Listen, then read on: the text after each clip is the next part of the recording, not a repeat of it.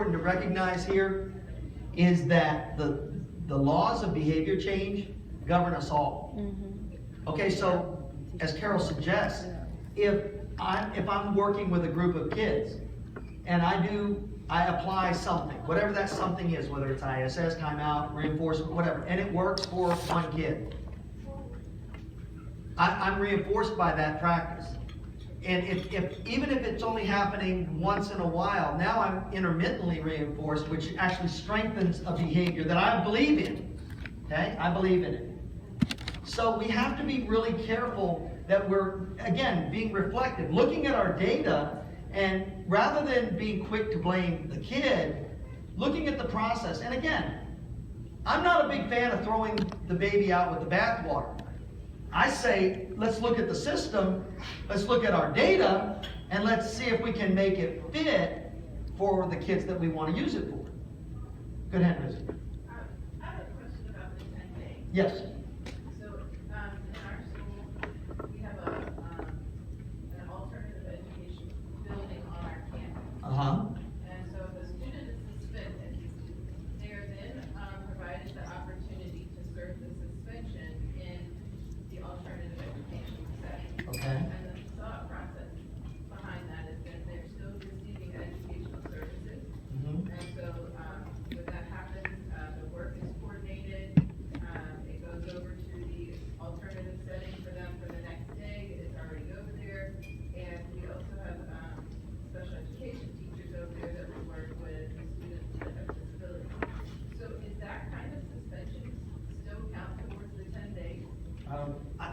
That to me becomes a question of an IEP question around restrictiveness and placement. That's not, because what you're doing is essentially you're still serving the child. Now the problem becomes, is that something more harsh than you do for other kids or less harsh? It's what you would make available to anybody? Anybody that is suspended, then we then give them the option of having the parents the option of saying, instead of your child sitting at home suspended playing Xbox, would you like them to go? Quite honestly, I think that sounds awesome. I mean, if you want to know the truth, I don't think the law really would, what the law would say is you're not gonna be exempt from the provisions of the law. You still would have to do manifestation, you would still have to conduct and meet the requirements of the law. But in terms of the actual, what you're doing, you are providing that child with the opportunity to access the curriculum and their services. So because the problem is that you're moving their placement, like placing them on home and that's when you start getting like into placing the them on home mechanics base. of the IEP, placement options, that sort of thing.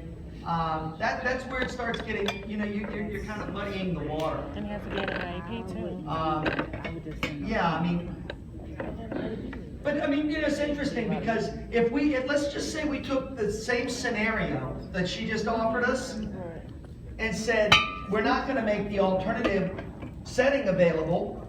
We're gonna suspend the kid for 10 one-day suspensions. We're not required, I mean, at that point, we get 10 bites at the apple, guys. Now, if you're going 10 consecutive days, I think that's a whole different thing. no, that never happens. I'm Okay. talking about the child that's Short terms? for 2 days, 3 days.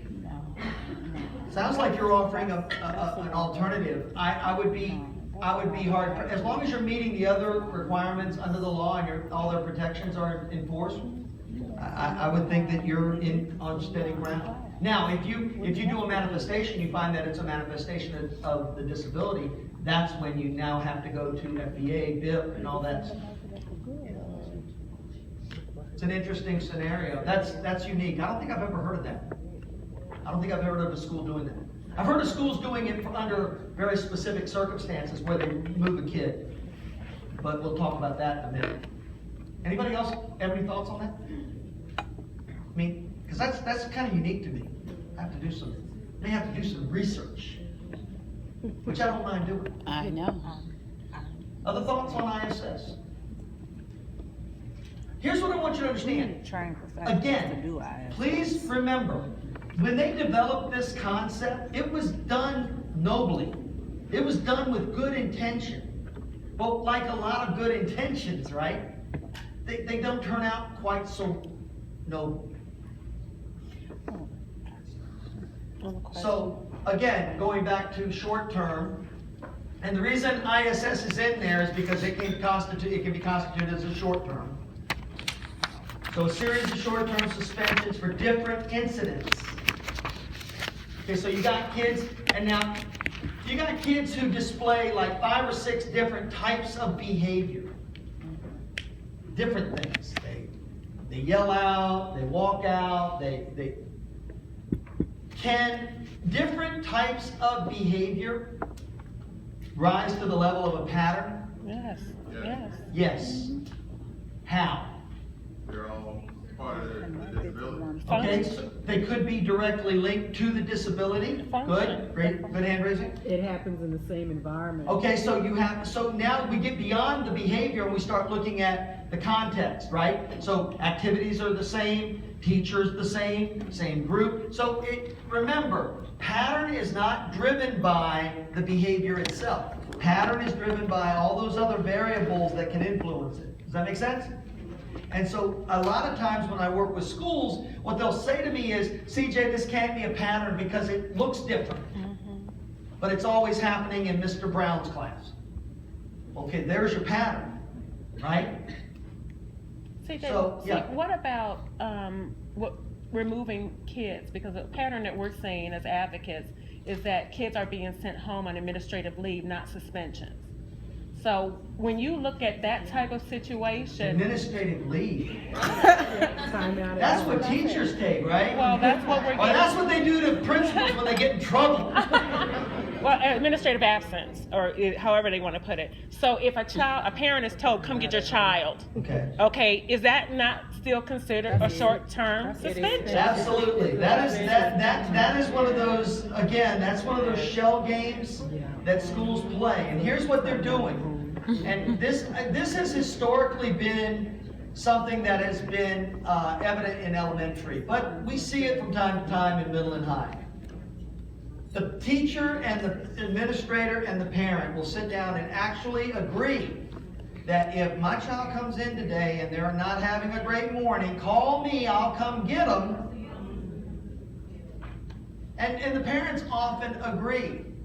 So they enable. That, actually, we're going to address in a moment under what they call the portions of the day provision. Used to be, if